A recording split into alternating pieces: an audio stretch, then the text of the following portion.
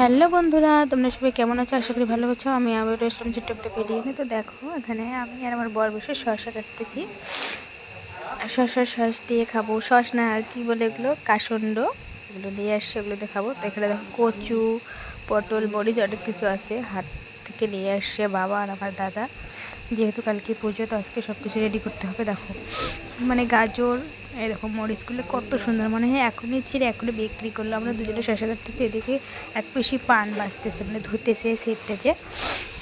বাবা ছাড় করে আসলো, কাটা শেষ, এখন পাখাপাখি চলছে। সব কিছু দিয়ে লবণ, তেল, মরিচ, কাসুন্ড দিয়ে, এই যে বর বলতেছে একটু দেওয়া খাই, মানে সেই লোভ খাওয়ার।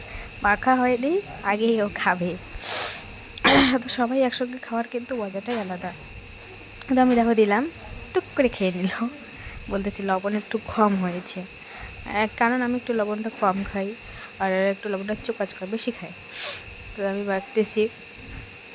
আর তোমরা হয়তো ভাবে ভিডিওটা এরকম কালো কালো হচ্ছে, মানে উপরে প্লাস্টিক দিয়েছে, তো তো যার জন্য মানে কীরকম জানি হয়, মানুষটাকে করে কেমন কালো কালো দেখা যায়।